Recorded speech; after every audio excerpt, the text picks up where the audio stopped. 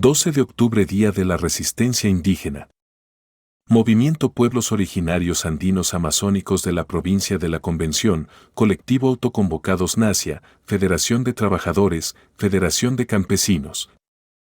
Sindicato Único de Trabajadores en Educación de la Convención, Construcción Civil, Universidad Intercultural de Quillabamba y pueblo en general. Iniciamos el conversatorio con un minuto de silencio por nuestros hermanos asesinados por la dictadura cívico-militar congresal de corte fascista. Por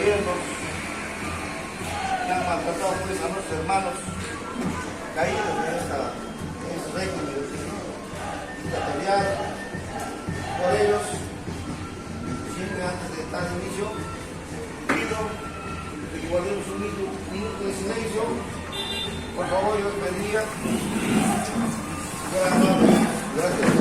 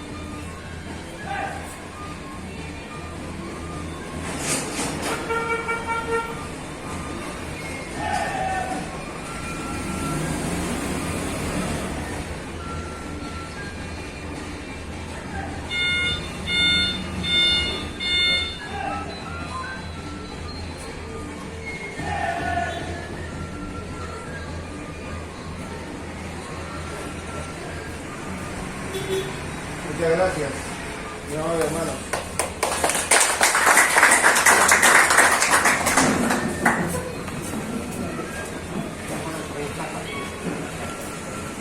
Lo que hay que entender es qué está pasando en el mundo, porque si no sabemos ahorita, a este día y a esta hora, qué está pasando sobre todo en Europa, en Asia y en Medio Oriente, no vamos a saber lo que pasa en América del Sur, mucho menos lo que pasa en el Perú, mucho menos lo que pasa en Quillabamba. Por eso es importante que tengamos esa amplitud de mira. ¿Qué hubiese pasado si nuestros antepasados hubiesen tenido información qué estaba pasando en Europa en aquel año, ¿no es cierto?, de 1400, de 1450? ¿Qué hubiese pasado si nuestros incas, nuestro imperio que estaba desarrollándose, hubiesen tenido información qué pasa en Asia, qué pasa en Medio Oriente? ¿No? Seguramente hubiesen estado preparados para haber respondido y no haber permitido ese salvaje colonialismo genocida que vino y en 300 años acabó con 12 millones de nuestros ancestros. ¿No es cierto? Por eso es importante saber ahora qué está pasando en el mundo. Estamos a la puerta de una tercera guerra mundial nuclear. En cualquier momento Israel ataca a Irán, Irán lo va a destruir a Israel, a ese maldito Estado sionista de Israel. Esa es la verdad. Y es importante porque al recordar 532 años de aquel desembarco de los peninsulares españoles y portugueses en América Central, en San Salvador, país El Salvador, y luego poco a poco bajaron hasta llegar al Perú, por supuesto pasando por Panamá, por Colombia, por Ecuador y llegando hasta Piura, y después para que en el año 1532 estuviesen en Lima y también a la vez estuviesen en Cusco en el año 1532. Eso es importante saber. Durante esta primera etapa hemos pasado colonialismos, genocidas y saqueadores.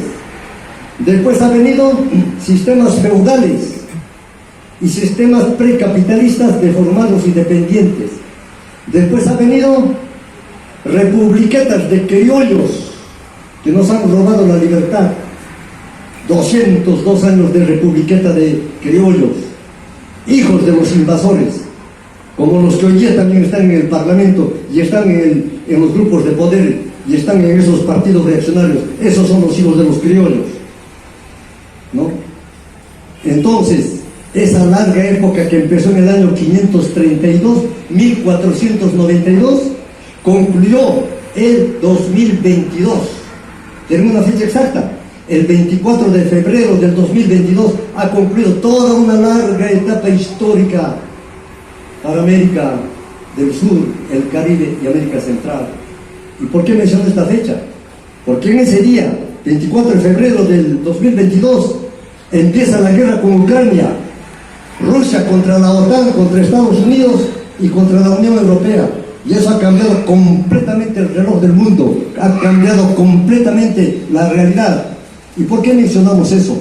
Hace un rato dije, nuestros ancestros no sabían qué estaba pasando en el resto del mundo y fueron sorprendidos, y están las consecuencias. Nosotros hoy día, para no ser sorprendidos, tenemos que estar al tanto de qué pasa eso. Porque en el Perú, la recolonización se está volviendo a dar en los diferentes países de América del Sur. Hemos visto, ¿no es cierto?, en un video bastante motivador, cómo llegaron en 3 carabelas. ¿Quiénes eran?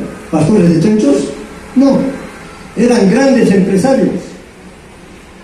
Para tener carabelas, para tener esa logística, ese dinero de mantener a todos los tripulantes y todo eso, eran grandes empresas. Para tener armamentos, cañones, pólvora, etcétera, etcétera. Esos han venido buscando tierras nuevas ciertamente, y hasta el día de hoy tenemos sus remanentes. Para nosotros, terminado la época republicana, se instala en los últimos 34 años un sistema neoliberal, principalmente desarrollado por Alberto Fujimori y toda su familia.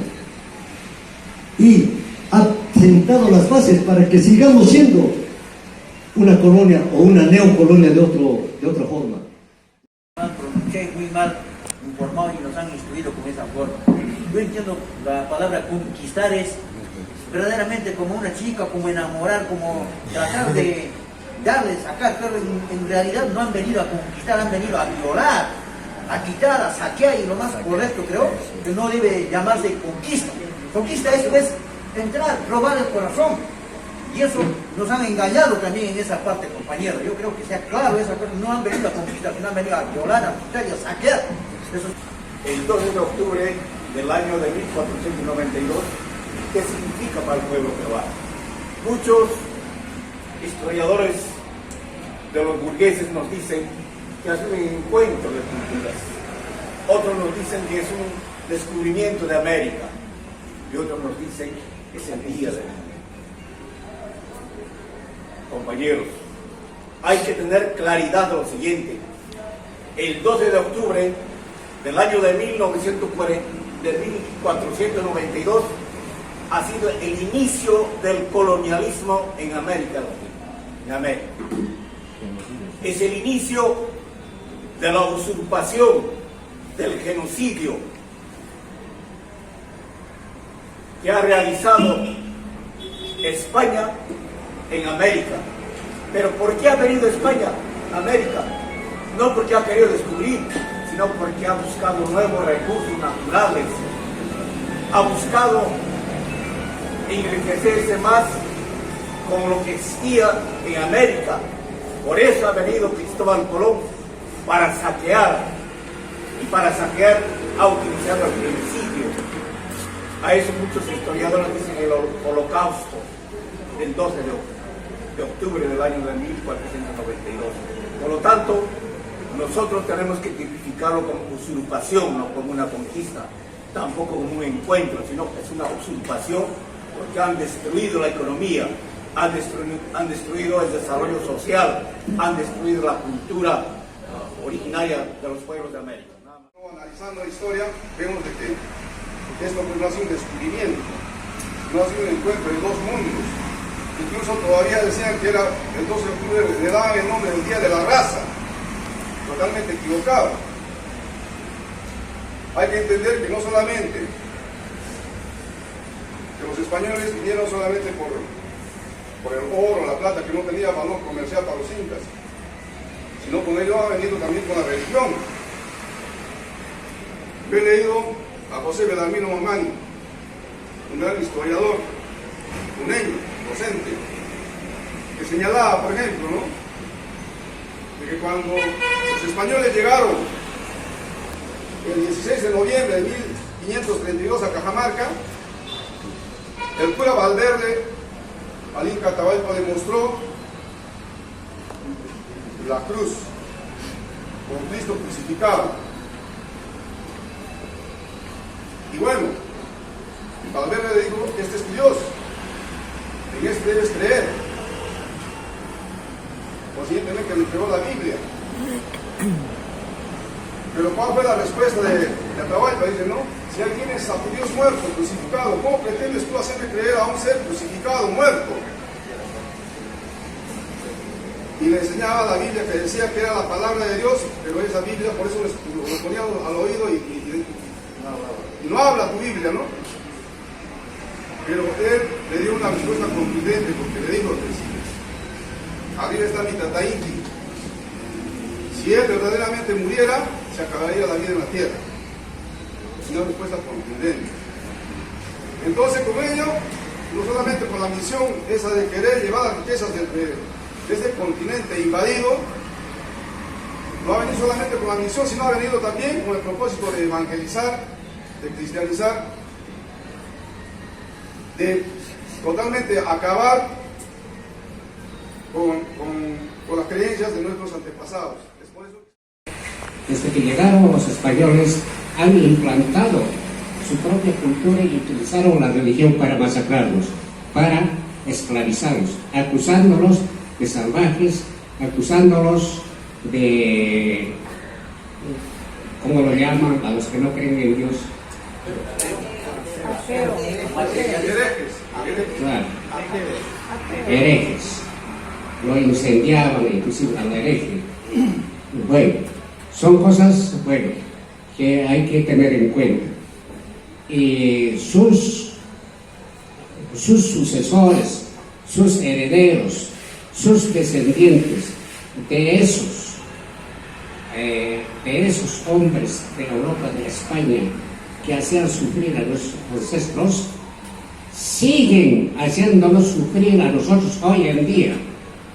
Son ellos los que utilizan al Estado, han capturado al Estado, al Congreso, a todos los poderes, y en este momento, cuando quieres protestar, te eliminan, te meten bala, te encarcelan, te persiguen. Porque en tu vista se lo están llevando nuestras riquezas. Lo van a vender nuestros bosques, lo van a vender nuestra agua. ¿Con qué nos vamos a quedar? Bueno, son cosas que hay que definir en el segundo tema de esta época. Y entonces, la conclusión es que estamos quedando de que América no fue conquistada, no fue, sino que ha sido invadida. Es el inicio del colonialismo. Solamente un previo nomás. Eso de invasión y usurpación. Se entiende de que invasión es cuando una persona cree que tiene derecho para invadir a un territorio. En cambio, usurpación es engañar, asesinar, apropiarse algo que no es de él a través de la violencia. Por eso planteaba que debe ser usurpación. Muchos historiadores han debatido sobre eso y han llegado a la conclusión de que es usurpación, porque han utilizado la violencia, porque han saqueado los recursos naturales, han asesinado en nuestro país. Para esas consecuencias todavía siguen vigentes hasta el día de hoy. Nada más. La llegada de Cristóbal Colón, de Francisco Pizarro, ha sido prácticamente pues la llegada de lo que hoy llaman y quieren hacer aprobar una ley del terrorismo urbano. Llega el terrorismo con ellos cuando matan, queman vivo a los seres humanos porque no abrazaban su religión. Desde ese momento yo me negaba, compañero, y como niño miraba, pues, Dios está en los cielos. ¿Dónde estará Dios? Decía, porque yo caminaba descalzo para ir a la escuela. Tenía que caminar 5,5 kilómetros para venir a la escuela.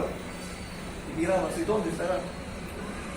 Entonces, tenemos que ver estas cosas, compañeros. No podemos seguir siendo ciegos. La religión nos han impuesto a sangre y fuego.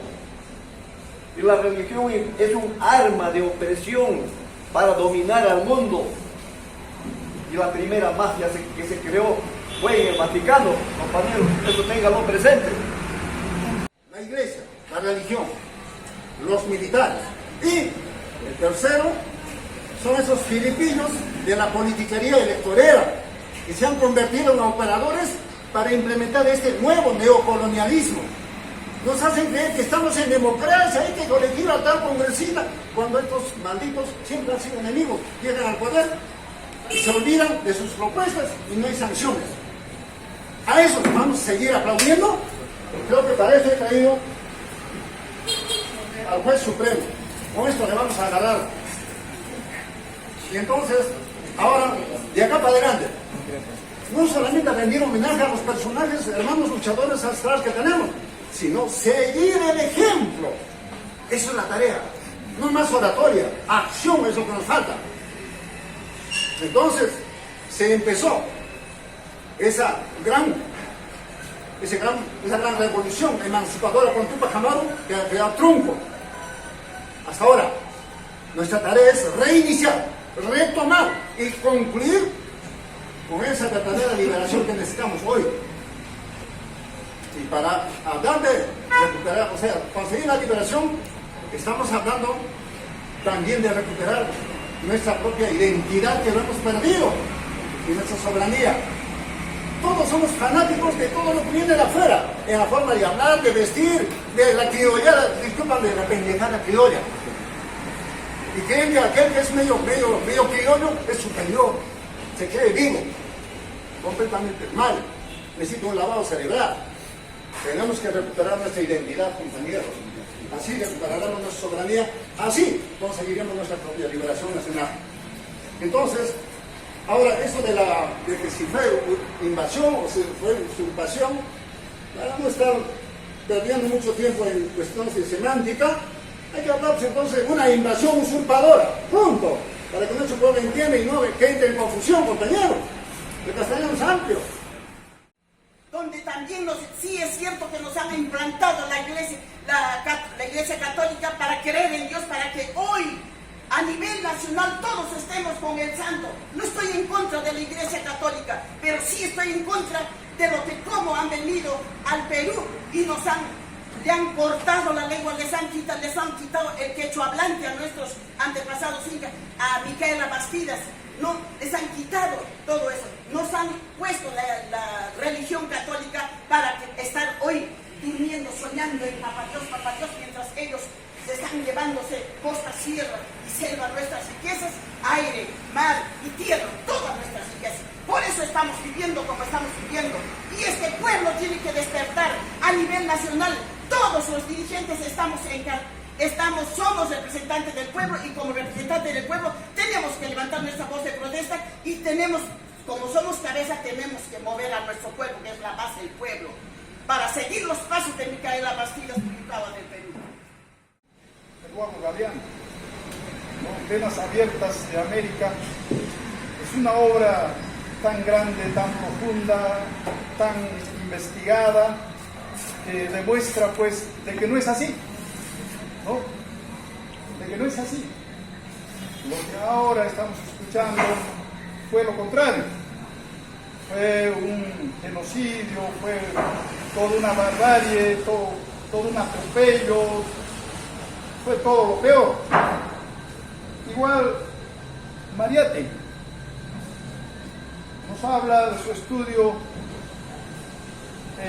la obra roja de Mariátegui plantea de que el indio, cómo ha resistido a esa acción de la invasión, cómo el indio con su raza, con su lucha, ha ido conquistando y saliendo, y de ahí es que plantea los 7 deseos de la rebelión peruana. Y Mariátegui todavía nos deja dos instrumentos, el instrumento social y el instrumento político. El instrumento político del año 1928 con el Partido Socialista y el instrumento social con la Confederación General de Trabajadores del Perú. Un hombre, un estadista, un hombre marxista que ha ido a Europa se ha adentrado del avance científico de Europa y ha adaptado a la realidad de nuestra patria. Eso es los 70 años, donde ahora se ha aplicado y mal aplicado la regionalización, que es una copia burda de la derecha, pero que no se está dando conforme planteó Mariátegui. Y otro de los también grandes hombres, Fausto Reynaga, fundador del partido Indio en Bolivia, un estadista, un hombre adentrado, un hombre con mucho conocimiento en la misma entraña de las comunidades andinas. Entonces, creo que tenemos también esos personajes, esos trabajos, y aquí tenemos que difundir esas obras. Como ya lo han señalado, me parece que la herencia colonial es algo que ha marcado fuertemente el desarrollo subsiguiente de las diferentes formas de gobierno en nuestro país, ¿no? Me parece que, como señala Julio Potler en su obra Clases, Estado y Nación en el Perú, esta herencia colonial tiene que ver con dos aspectos importantes. Uno de ellos es que esta herencia colonial deja en nuestro país una dependencia muy fuerte respecto al capital extranjero. Creo que es una característica que sigue vigente en nuestro país, puesto que los gobiernos que se han sucedido han desarrollado esta dependencia al capital extranjero hasta el día de hoy, ¿no? Nuestro país no es un país que tiene una autonomía productiva, ¿no? Somos exportadores de materia prima solamente. Entonces siempre estamos fuertemente dependientes del capital extranjero. Y el segundo aspecto es que otra herencia colonial fuertemente marcada en nuestro país es la división social que existe en nuestro Perú. Una división muy particular que no se ve comúnmente en Latinoamérica, ¿no? Esta división social que se refleja en el racismo, en el clasismo, ¿no? En la cultura, como lo decía bien el compañero Dante,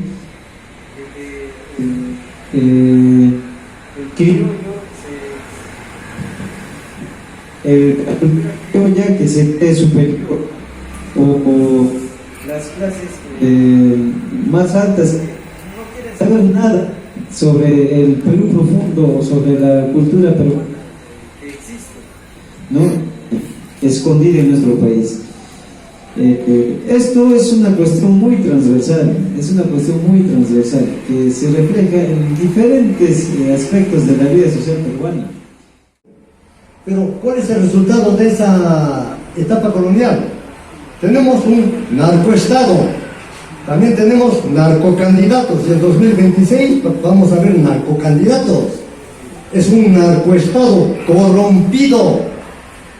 Esta historia comercial militar lo que ha hecho es aprovechar con el golpe fascista del 7 de diciembre del año 2022, ¿no es cierto?, para instaurarse con el apoyo de el Pentágono de Estados Unidos, la CIA de Estados Unidos, USAID, ¿y quién más? Los corruptos mandos militares de las Fuerzas Armadas peruanas y de la Policía Nacional del Perú. ¿Con el apoyo de quién más? De aquellos innombrables congresistas de este Congreso corrupto, traidores, vendepatrias, que ni siquiera merece mencionar sus nombres. Nadie se salva, nadie se salva, mucho menos los prófugos, ¿no es cierto? Entonces, esa es la herencia de esta etapa colonial. Yo creo que el problema es claro, todos sabemos qué es lo que está pasando a nivel nacional, a nivel internacional, compañeros, pero lo que preocupa es lo que está pasando en nuestro país. Lo que preocupa es, compañeros, en la situación que nos encontramos. Y a eso tenemos que decir qué hacemos, compañeros. Porque ahí dice bien claro el compañero que participaba, aquí no va a solucionar ningún gobierno, compañeros, si llega a la presidencia. No va a solucionar. Ni un congresista que vaya va a solucionar, compañeros. ¿Qué dice la Constitución política impuesta, como dice el profesor, de una política dependiente indirectamente y de la parte económica también dependiente directamente. Eso es claro, compañeros. Entonces, llegar al poder y cambiar la realidad del país es algo difícil, compañeros. Creo que lo que tenemos que hacer, compañeros, como decía, y hay que centrarnos en eso, creo, compañeros, para llegar a conclusiones, hay que reivindicarlos clasistamente, compañeros, porque no hay que ver qué va a pasar de 2026, porque va a seguir el problema, o tal vez peor todavía, compañeros. Entonces, ¿qué tenemos que hacer? Hacer un proyecto, luchar ante el sistema. Pero ¿cómo luchamos? ¿Qué hacemos? Somos un grupo de personas que acá nos socializamos, nos concientizamos, pero de aquí fuera, ¿qué dice la población? Todos están preocupados en trabajar y en comer, y eso es todo. Hasta es lamentable, compañeros, cuando preguntas a un joven en la calle, ¿cuántos poderes del Estado tenemos? No sabe cuáles son los poderes, apenas conoce el gobierno y nada más. No sabe los 3 poderes del gobierno, compañeros, que es el legislativo, el ejecutivo, el poder judicial. Y cómo se gobierna el país, no sabe. Y es lamentable, compañeros, que de aquí creo que tenemos que tomar la decisión cómo luchamos ante el sistema. ¿Cierto? Están reuniendo las condiciones para formalizar la institucionalización de un narcoestado. ¿Cómo va a llegar al poder? ¿Cómo se va a consagrar ese narcoestado? Son a través de unas elecciones. Va a llegar un gobierno que va a instaurar ese narcoestado pleno. ¿Y qué vamos a hacer nosotros? No, las elecciones son de la burguesía, pero si instauró un narcoestado, te metió a la policía por encima de la fiscalía, te va a encarcelar, te va a perseguir, te va a matar, ¿no? Entonces, yo pienso que no es tan simple como decir de que entrar a elecciones es ser cómplice, ¿no? No creo que Evo Morales haya sido cómplice cuando entró a las elecciones. No creo que Hugo Chávez haya sido cómplice cuando entró a las elecciones, ¿no? Otra cosa es que estos tipos, estos grandes líderes, ¿no?, supieron construir esa alternativa. Supieron construir desde abajo esa alternativa. A tal punto que cuando secuestraron a Hugo Chávez, su mismo pueblo lo sacó en hombros, lo liberó, porque ellos habían elegido a su presidente, ¿no?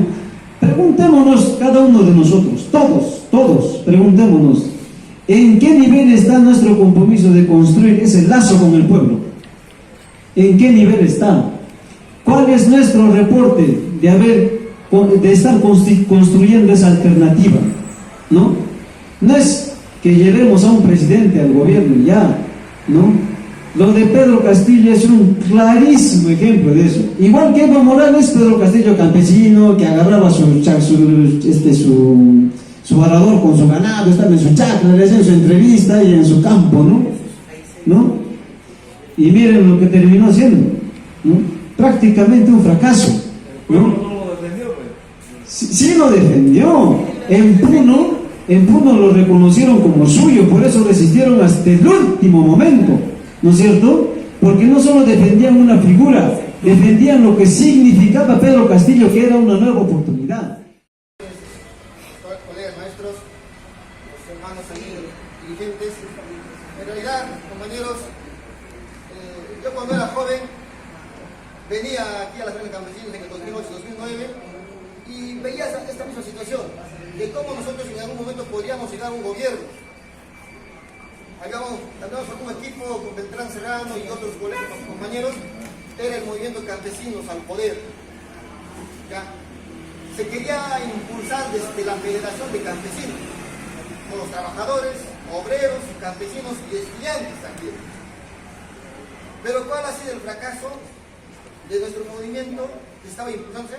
Que había miramientos, envidia entre dirigentes. Cuando queríamos poner a un líder, a una cabeza, decíamos entre ellos, ¿por qué él? ¿Por qué él no? O él sí. Había esa situación. Entonces, compañeros, porque cada vez nos reunimos, hacemos un pronunciamiento, lo llevamos a la prensa y ¿qué ganamos? ¿Qué hacemos con eso? Es cierto que nos tenemos que adaptar a la situación real en que estamos viviendo y que alguien nos diga, no, nosotros no podemos ser electoreros, pero si el poder está ahí mediante las elecciones. Y cuando alguien me va a decirme, compañero Paricagua, Pedro Castillo es un fracaso. Pero Pero Castillo ha sido un personaje que nos ha hecho visualizar la realidad de este sistema de gobierno que hemos tenido desde antes. Quienes están inquistados en el Poder Judicial, en la Fiscalía, en las instituciones del Estado. Porque a partir del derrotamiento de Fujimori, ¿quiénes han instalado? Los callares, los oportunistas. Esos personajes hasta ahora siguen ahí en las instituciones del Estado. Este tema de corrupción ya ha venido con fuerza desde hace 10 años. Que los dirigentes nacionales, tanto regionales y provinciales, no le han tomado interés. Esta corrupción ha venido a desorganizar a las organizaciones que luchaban por sus pueblos. Ha venido a mentir. Ustedes se acordarán acá en la división que ha habido en estas organizaciones. Entonces, con esto quiero decir, compañeros, que la corrupción ha tomado un espacio que no nos hemos estado dando cuenta. Por ejemplo, a nivel nacional, cuando salían los dineros para las regiones en el mes, quedaba un porcentaje, porque era alto el presupuesto del Estado. Y para los gobiernos, para los gobiernos provinciales, distritales, igualito. Desde ahí fue que empezaron las obras a sobrevalorarse. Ya está. ¿Qué hacemos nosotros como ciudadanos, como dirigentes, si el pueblo no está tomando conciencia a lo que estamos viviendo ahorita? No a nivel nacional, regional y provincial, al menos acá en la provincia. La lluvia de millones. ¿Qué se ha hecho con tantos millones en la provincia de Convención? Hay proyectos que hasta ahora no se acaban 2, 3 gestiones. Y eso estamos aceptando, estamos mirando. Y cada vez se va incrementando los costos de cada obra. Por ejemplo, por un ejemplo claro, acá en Potrero se está haciendo una casa hogar para la mujer maltratada, 5 millones, compañeros, 5 millones. Con 5 millones se construye 10 edificios, como está en la esquina de Ricardo Palma con Santana. Hay un edificio, 10 de esos edificios se construyen. Había un machinenga, un indígena machinenga, un nativo, que vino a rozar el bosque. Y el hacendado de la época, el dueño, le dijo: muy bien, rózame media hectárea y te voy a dar un machete.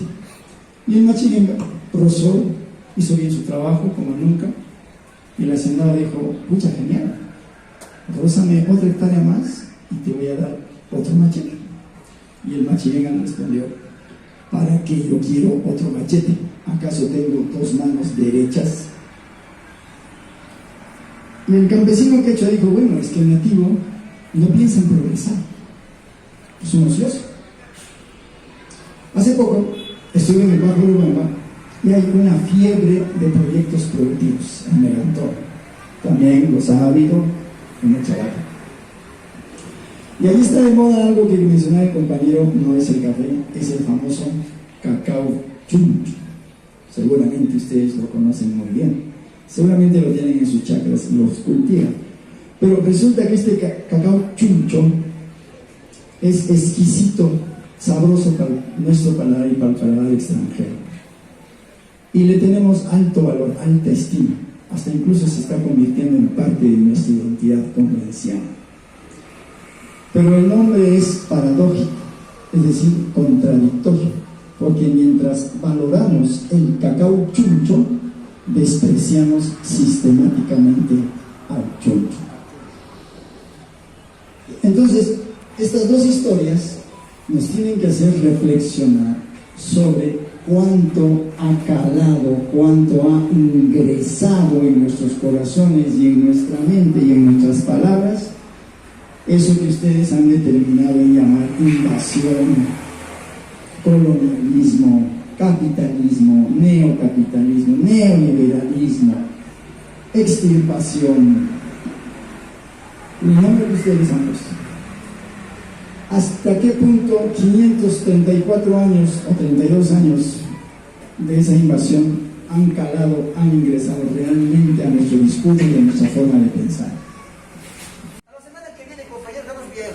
delegación, casi de 60, 70 compañeros de acá, de Quillabamba, de los distritos, de todos los distritos, a Lima, compañeros, a reforzar y a hacer, derogar esa ley de 32, 108 compañeros.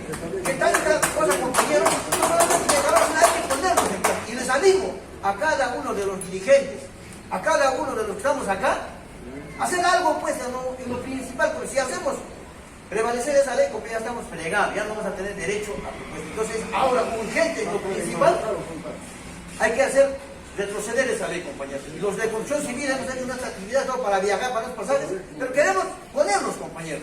No solamente allá, sino también en todas las luchas de la provincia, hemos estado, compañeros, seguimos siendo. A reconocer, y yo quiero animarlos a todos los compañeros de los gremios dirigentes, que hay que poner pues, esa concientización. Eso es a corto plazo. Pero a largo plazo, compañeros, creo que es bueno, comparto con lo que dice el compañero, ¿cómo se llama? Branco, concientizar y hacer pues una política de acá, del pueblo, ya que no nos envíen pues de allá los serviles y nosotros como chicuchos hay que hacerle casi, no, que sea pues de las bases, hay que formar políticos. ¿Cuánto mejor tenemos interés? Muchos de los antiguos dirigentes siempre me han hecho creer, no, el sindicato, las organizaciones, no se debe politizar. Eso es malo. ¿Cuándo vamos a estar de las calles, de las tribunas nomás aplaudiendo, vamos a hacer algo para nuestro? Nunca. Tenemos que entrar a jugar en la cancha. Tenemos que entrar, compañeros, para eso. Hay que confiar en los compañeros siempre. No debe haber ese egoísmo no, ¿qué mejor si ponemos como los fujimoristas? En eso creo que son buenos, que se organizan y ponen sus 72, sus 30, 50 congresistas. ¿Y por qué nosotros no podemos poner y con ideología pelear? Sí se puede, compañeros. Pero para eso, ¿qué necesitamos? Concientizar, así como estas reuniones.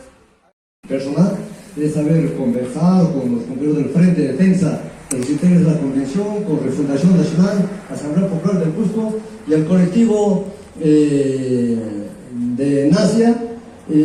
También se ha presentado acá la conclusión de PELICE con las propuestas de esta forma. Ante esta situación, todo lo que hemos hablado hasta este momento, la capacidad de organización, lucha y resistencia del pueblo peruano está a prueba. Vamos a probar, pues, ¿podemos hacer todo? A ver cuántas más tenemos. ¿Vamos a hacer luchas? Ya, pues, muy bien, para que no se queden bla, bla, bla, nomás, ¿no es cierto? Aquí. Vemos en otras regiones del país que están respondiendo valientemente. Una consigna está recorriendo el país que convoca a sectores patrióticos y nacionalistas. Ahorita la consigna que está en el país, ¿sabe cuál es? Huelga general nacional indefinida, convocando a sectores patrióticos de las Fuerzas Armadas para que se pleguen a este puche insurreccional. Eso es la consigna, esa es la propuesta, compañero. Para eso, para que no haya esas cosas, han conculcado los derechos democráticos como el referéndum, que el año 2018 desaprobó con el 85% de la población la reelección de congresistas. Ahora, ¿quiénes están apoyando la reelección de congresistas? Los caviares, los reaccionarios. También, desde ese congreso se planteó no a la bicameralidad. ¿Y quiénes están ahora detrás de la bicameralidad? ¿Los electoreros, o los caviares, o los reaccionarios? ¿No es cierto? Pero ya está hecho por la cosa, ya está hecho. Bueno, las propuestas concretas, el compañero Moisés como secretario general de la FEPRESID decía que el lunes se van a reunir. Acá hay material, compañero, acá hay material, ¿no es cierto? A ver, rechazar y que se derogue el decreto legislativo 1620 que privatiza el agua desde sus fuentes de origen, manantes, ríos, lagunas, hasta las de consumo doméstico, porque se entregan a concesiones por 25 años y van a subir las tarifas en 6, 8, 10 veces. ¿Qué organización se pronuncia? ¿La Federación de Campesinos? ¿La Federación de Trabajadores? ¿El Comité Central? ¿Quiénes? ¿Quiénes hemos salido a la movilización? El 22 de marzo, el 4 de abril, aunque pocos hemos salido. Entonces, ahí está la bandera de lucha, contra la privatización del agua. Segundo, contra la ley 31973 antiforestal, que promueve la deforestación y degradación de los bosques, para después concesionarles o privatizarla para la minería ilegal. A usted, compañero de la UNI, ¿qué pasa con eso? Con eso va a haber una migración de jóvenes de los pueblos originarios amazónicos, van a concesionar las tierras de nuestros hermanos originarios. Es lo que va a pasar. Sobre eso nos pronunciamos. ¿Por qué no decimos que esa ley se derogue? Ahí está material en esta reunión tan importante. También la derogatoria de la ley 27015, que establece las explotaciones mineras en áreas urbanas o de expansión urbana. concesionando a privados. ¿Saben cuántas concesiones mineras hay en la convención? Lo hemos dicho el año pasado, el 4 de noviembre. Lo hemos repetido en el Teatro Municipal el día 12 de diciembre, ¿no es cierto?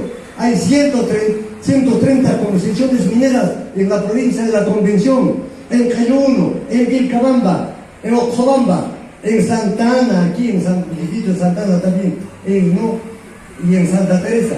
¿Alguien dice, ¿eso saben o no saben? O porque si no saben, ¿por qué no investigamos, hermanos, compañeros? Debemos saber, ¿contra eso están luchando? ¿O qué está planteando? Plataformas de lucha, plataformas electorales, ¿habrá contra eso? Cuando comiencen a escarbar ya, sacarlos de su tierra a esos nuestros compañeros campesinos, ahí recién vamos a decir, uy, la minería es mala, la minería contamina el agua, etcétera, el medio ambiente, etcétera, etcétera. Está material, compañeros. La ley, como bien se ha dicho, 32108, hasta ahora seguimos diciendo que será, no será, cómo será.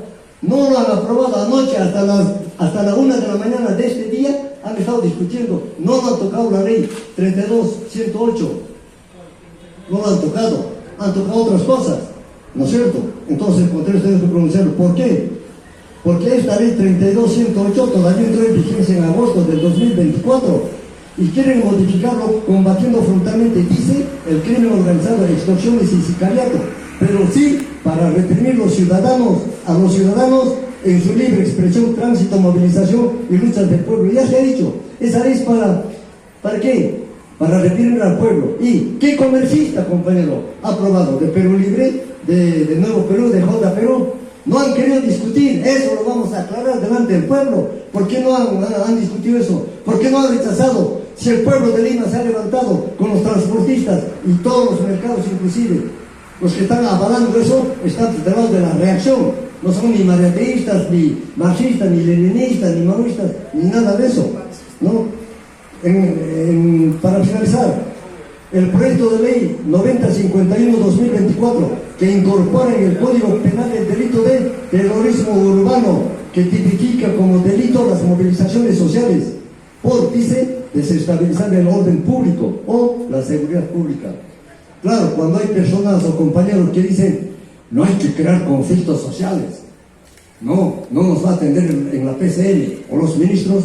Claro, si tenemos esa concepción de que no hay que crear conflictos sociales, desmovilizamos a las organizaciones, lo adormecemos, lo aquietamos. Para eso, señores compañeros, profesores, campesinos, trabajadores, hemos entrado a las dirigencias, o es más bien para fortalecer la organización y levantarnos en lucha. Nos va a asustar este 32108 cuando aprueben el terrorismo urbano. Nos ha asustado los decretos leyes que ha dado el fujimorismo en aquel tiempo, donde perseguían y querían desaparecer la asociación sindical. No, el pueblo más fuerte que todo eso, compañero. Nos hemos tumbado al fujimorismo.